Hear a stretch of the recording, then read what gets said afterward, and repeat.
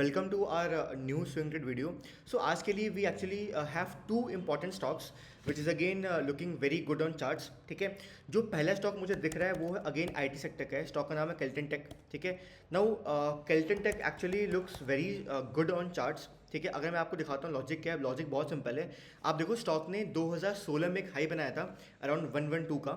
ठीक है, और उसके बाद इसने यहाँ पे एक अटेम्प्ट किया ब्रेकआउट का जो कि ये फेल हो गया.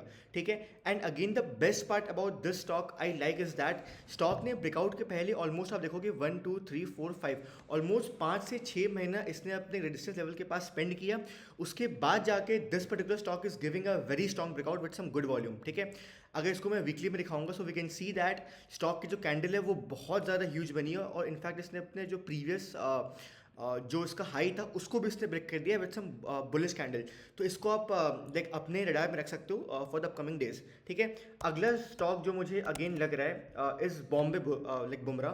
This is my favourite setup. ठीक है, क्यों मैं ऐसा बोल रहा हूँ because this is a very big base. आप देखो जो बेस का स्टार्टिंग हुई थी 2018 में हुई थी एंड ऑलमोस्ट 19 20 21 22 23 24 ऑलमोस्ट 6+ ईयर्स के बाद now the stock is trying to give a very strong breakout. इसने यहाँ पे ऑलमोस्ट 2 वीक तक हॉल्ट किया अपने इस एरिया के पास and today the stock was almost up by 18.60%. ठीक है, now the point is guys since the stock has ran enough this week only both of the stock.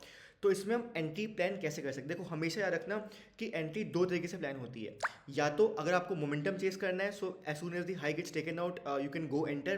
But the point is there आपका जो risk to reward ratio है you need to maintain on a intraday basis. You need to keep the candle low. अगर मान लो कि कल ऐसा होता है कि स्टॉक अगेन अपने आज के हाई को ब्रेक करता है और 5 मिनट की कैंडल अगर क्लोज होती है उस केस में व्हाट यू कैन डू आप उसको बाई कर सकते हो keeping the S L below the particular जो कैंडल है उसके लो के नीचे.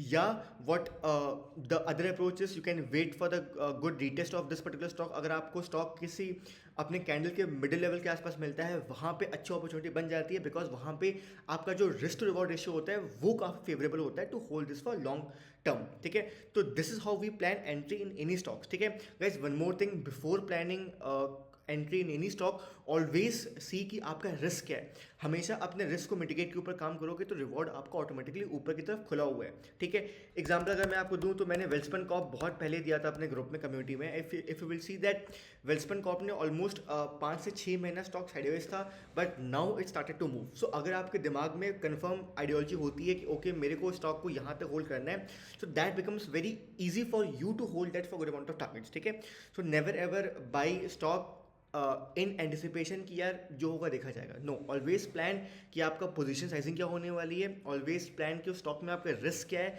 ऑलवेज प्लान कि आपका रिवॉर्ड क्या है. अगर ये 3 सवाल का आंसर आपके पास है उस केस में आप उसको बाय कर सकते हो. ठीक है, so guys do let us know in the comment section कि आपके रडार में कल के लिए कौन सा स्टॉक है और आने वाले हफ्तों के लिए आप कौन सा स्टॉक को अपने रडार में लेके चल रहे हो. Okay, thank you so much.